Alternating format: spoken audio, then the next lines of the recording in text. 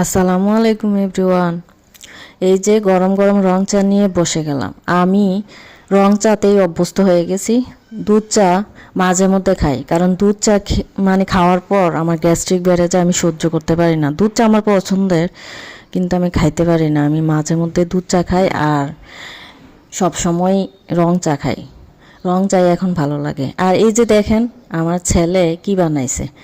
আমার ছেলের স্কুলে এই যে বিজ্ঞান ক্লাব অনুষ্ঠান হবে, তো অনুষ্ঠানে প্রতিটা ক্লাসের একজন করে স্টুডেন্ট পার্টিসিপেন্ট করবে। তো ক্লাস 7 থেকে আমার ছেলে পার্টিসিপেন্ট করবে। তো সে সৌরজগৎ বানাইছে। তো ওই যে গ্রহগুলা ক্লে দিয়ে বানাইলো দেখলাম, আর নিচের যে পার্ট এটা ককশিট দিয়ে বানাইছে। তো এই যে প্র্যাকটিক্যাল যে নলেজটা, মানে এটা আসলে বাচ্চাদের জন্য খুব ভালো।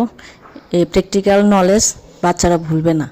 তো স্কুলের কর্তৃপক্ষ যে এই অনুষ্ঠান আয়োজন করছে, খুব ভালো করছে। দেখি আমার ছেলে কি পারে। কি বানাইছো? সৌরজগৎ। সৌরজগৎ। তো সৌরজগতে গ্রহ কয়টি? 8টি। কি কি দেখাও তো দেখি। বুধ, শুক্র, পৃথিবী, মঙ্গল, বৃহস্পতি, শনি, ইউরেনাস, নেপচুন। আর এটা হচ্ছে নক্ষত্র, সূর্য।